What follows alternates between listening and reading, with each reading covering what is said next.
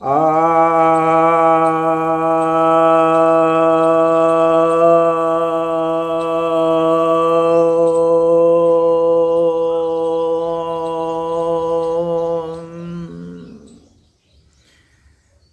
भक्तजनों को सप्रेम नमन। भक्तों, एक जिज्ञासा आई है कि नास्तिक कहते हैं कि सभी धर्म जो हैं वो झूठे हैं। क्या उनकी यह बात या उनका यह दावा सही है?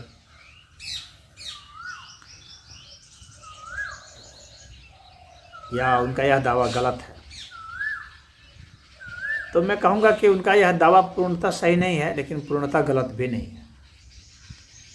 धर्मों में बहुत सारी बातें ऐसी भी हैं जो झूठी हैं, जो गलत हैं, उसकी आलोचना होनी भी चाहिए। और सारी बातें गलत नहीं भी हैं, कुछ बातें अच्छी भी हैं, तो उसे सम्मानपूर्वक स्थान देना चाहिए और उसे लेके चलना चाहिए। अब धर्मों में बहुत सारे धर्म हैं, तो हम यहाँ पर उन धर्मों की बात मैं कर रहा हूँ जिसको कागज़ में कहा जाता है धर्म। अब सनातन धर्म तो एक अलग ही है। अब सनातन धर्म के विषय में भी पूछा है कि क्या सनातन धर्म भी इसी में शामिल है, तो मैं कह दूँ कि जितने भी ये सब धर्म हैं, ईसाई हैं, यहूदी हैं, इस्लाम है, इन सब में तो बकवास बहुत ज़्यादा है इन सब के ग्रंथों में, और उनकी आलोचना जो है वो बिल्कुल ही जायज़ है। हालांकि ये बिल्कुल 100% गलत नहीं है, लेकिन अगर 90% गलत के करीब निकल जाते हैं तो भाई जो एथिस्ट लोग हैं, उनका जो नास्तिक लोग हैं, उनका यह मामला सही बैठता है, उनकी आलोचना सही बैठती है, तो उनके पास आलोचना के बिंदु ज़्यादा हो जाते हैं और उन्हें कुछ सिद्ध नहीं करना होता है, बल्कि जो लोग किसी चीज़ को लेके चल रहे हैं उसे असिद्ध करना होता है। तो जहाँ तक आलोचना की बात है, तो आलोचना करने का अधिकार होना चाहिए। विचारों की अभिव्यक्ति की स्वतंत्रता का पक्षधर होना चाहिए। वास्तव में अगर हमारे समाज को आगे कोई बढ़ा सकता है तो यही है, स्वतंत्र विचार। तो स्वतंत्र विचार होने चाहिए और वे कर रहे हैं तो उनका अधिकार भी है, उनको करने का अधिकार होना चाहिए। और धार्मिक लोगों के लिए मैं यही कहूँगा कि आपको भी उनका सुनना चाहिए और उनकी कोई बातें जो अच्छी हैं उसको मानना चाहिए, और अपने ग्रंथ में जो आपकी बात गलत है या आपकी परंपरा में जो बात गलत है तो उसे छोड़ देना चाहिए या उसे बदल देना चाहिए, तो उसमें सुधार करना चाहिए। तो इस तरीके से, क्योंकि सत्य सबके लिए महत्वपूर्ण है, चाहे कोई धार्मिक हो चाहे कोई अधार्मिक हो। और वास्तव में धर्म तो सत्य ही होता है। सनातन धर्म तो यही कहता है कि सत्यमिति सनातन, जो सत्य है वही सनातन है। तो सनातन धर्म तो गलत नहीं हो सकता है, क्योंकि सनातन धर्म सिर्फ सत्य को ही मानता है धर्म, तो फिर इसको गलत होने का कोई मेरा मतलब नहीं होता है। अब सनातन धर्म के जो ग्रंथ हैं उनमें जो बातें हो सकता है काल के संदर्भ में कोई बात अब उतनी व्यावहारिक नहीं रह गई हो, या उतना सही नहीं हो, या उतना साइंटिफिक नहीं हो, ऐसी कुछ बातें हो सकती हैं।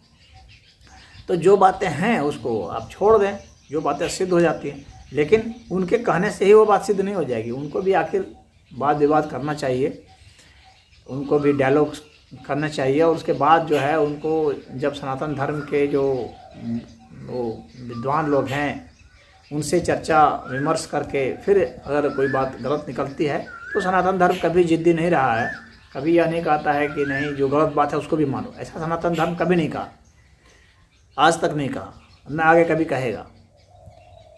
तो सनातन धर्म यह नहीं कहता है गलत बात मानो, यह कहता है जो गलत बात है उसे छोड़ दो, सत्य को मानो, यही सनातन धर्म कहता है। अब सनातन धर्म का जब मूल सिद्धांत यह है तो बाकी जो बातें हैं वो इसके अंतर्गत ही आएंगी। तो यदि कोई बात कही गई है किसी के संदर्भ में और वो बात गलत सिद्ध हो जाती है, चाहे नास्तिक उसे गलत सिद्ध कर देते हैं, तो उसे छोड़ने में सनातन धर्मियों को कोई भी एतराज़ नहीं है, न कोई दिक्कत है, न कोई समय लेना है। इसमें समय की क्या ज़रूरत है? जो गलत है उसको छोड़ दो, वो धर्म है ही नहीं। जो सही है उसी को मानो, उसी को जानो, उसी को प्रयोग करो। तो सनातन धर्म के संदर्भ में तो यह बात सही नहीं लगती। जहाँ तक मेरी अपनी बात है, मैं सनातन धर्म को मानता हूँ, क्योंकि सनातन धर्म के नाम पर जो ग्रंथ हैं, वेद हैं, उपनिषद हैं और गीता है, ये मूल ग्रंथ हैं सनातन धर्म के। योग सूत्र हैं, चाहे न्याय सूत्र हैं, सांख्य सूत्र हैं, तो ये सब जितने हैं, वेदांत सूत्र है, तो इनमें मैंने कोई अभी तक गलत बात तो नहीं देखी है। अगर कहीं कोई गलत बात दिख जाएगी तो मैं उसे इनकार कर दूंगा। मैं कोई पकड़ करके नहीं बैठा हूँ, ना मैं किसी को कहता हूँ कि आप पकड़ के बैठो। तो सनातन धर्म की कोई भी बात गलत हो तो उसे आप छोड़ दो, बिल्कुल छोड़ दो, लेकिन उस पर पूरी बहस करो, और बहस होने के बाद जब वो गलत सिद्ध होती है तभी छोड़ो।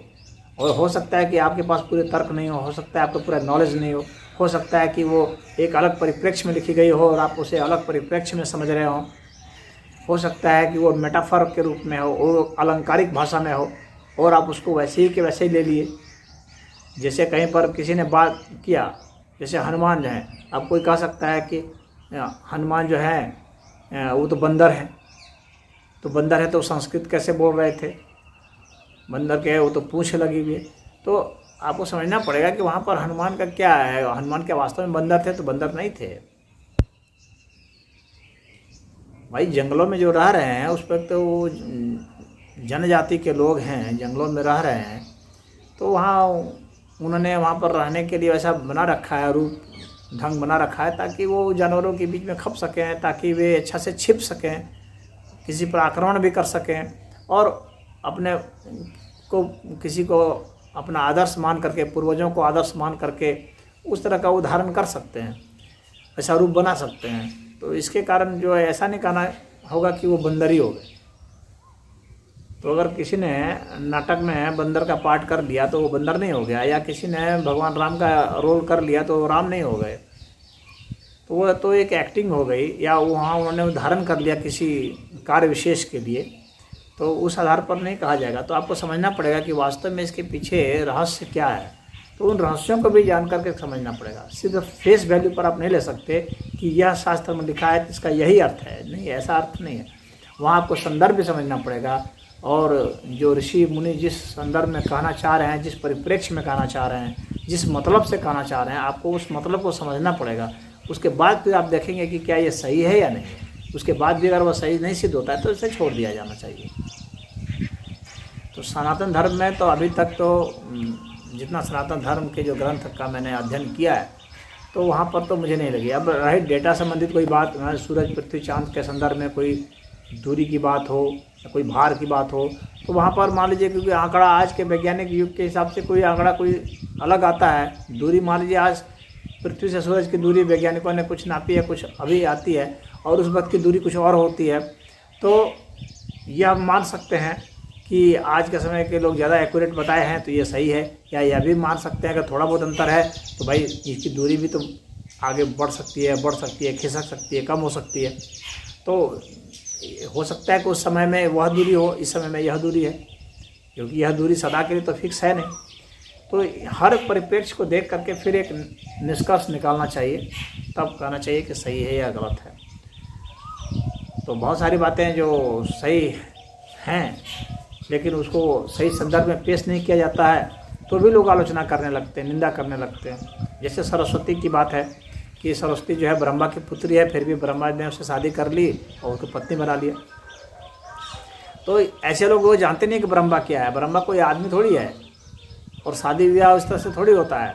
वह तो एक अलंकार है, एक मेटाफर है। जो सृजन की जो शक्ति है उसका नाम ब्रह्मा है। तो सृजन की जो शक्ति है, तो जब उससे कुछ उत्पन्न हुआ, फिर उसी के साथ जो रिएक्शन हुआ तो उसी को माना गया कि अब उसके उसी के साथ जो विवाह हो गया, ऐसा मान लिया, बता दिया, रिएक्शन ना लिख करके उसको विवाह लिख दिया गया। तो आपको समझना पड़ेगा कि वो सामान्य भाषा में सामान्य लोगों को समझाने के लिए है कि ये जो कोई चीज़ उत्पन्न हो रही है कहीं से, तो जिससे उत्पन्न हुआ है, तो जो पहला वाला जो फोर्स था जिसने उसको उत्पन्न किया है, उसका फिर उसके साथ रिएक्शन हुआ, उसके बाद फिर तीसरी चीज़ कोई बनी, तो उस संदर्भ में ही उसको कहा गया है कि वो ब्रह्मा है, वो सरस्वती है, उसका फिर उससे रिएक्शन हो गया तो फिर ये बना। तो वो समझना पड़ेगा सृजन की शक्ति है। तो सृजन अलग अलग संदर्भ में है। तो कोई एक वस्तु बनी, एक वह सृजन हुआ, फिर उस वस्तु से जब फिर टक्कर बनी तो ध्वनि बन गई। तो ध्वनि बन गई तो वो जो है उसको सरस्वती के अर्थ में कहने लगे, वाग विद्या हो गई। तो उस संगीत में आने लगे। तो इस तरह से उसका संदर्भ समझना पड़ेगा और उसके हिसाब से समझना पड़ेगा। यह नहीं कि उसने उससे शादी कर ली तो उसका वह है, जैसे हम लोग मनुष्य सब कर रहे हैं उस तरह से है, तो ऐसा नहीं है। सनातन धर्म के मर्म को समझना होगा। मर्म को समझने के बाद फिर उस पर कहना होगा कि यह सही है या सही नहीं है। उसी तरह से अन्य मत वाले भी अपनी बात रख सकते हैं, कोई एतराज़ नहीं है, रखें अपनी हर बात को, और तब भी यदि वो गलत सिद्ध होता है तो फिर उसे हटा दें। उसमें जिद क्या करना है कि मैं गलत को ही रखे रहूँगा। उस तरह से जिद करने से क्या फ़ायदा है, उससे तो हमारा कोई लाभ होगा नहीं, उससे दिमाग का विकास होगा नहीं। तो हमें तो और उच्च स्तर पर जाना है, सत्य की ओर जाना है, सत्य से परम सत्य की ओर जाना है। तमसो माँ ज्योतिर्गमया मृत्योर्मा अमृतम गमया। अंधकार से प्रकाश की ओर चलो, अज्ञान से ज्ञान की ओर चलो। ये तो सनातन धर्म का सिद्धांत है। सनातन धर्म में सदैव ज्ञान का ही महत्व दिया गया, सत्य का महत्व दिया गया। सत्यम ज्ञानम अनंतम ब्रह्म। कहा गया है कि यह ब्रह्म अनंत है, यही ज्ञान सत्य है। तो यहाँ सत्य को, ज्ञान को, ब्रह्म को, अनंतता को, इन सबको महत्व दिया गया है। तो यहाँ कोई रूढ़िवादिता नहीं है।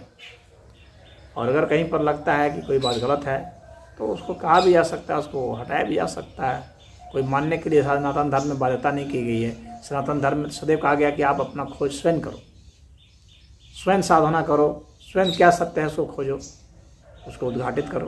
परमात्मा सदैव उद्घाटित करने में समर्थ है, सदैव नवीन सत्य है। तो इसमें कोई दिक्कत की बात नहीं है। और सनातन धर्म में कहीं कोई झूठ का स्थान नहीं है।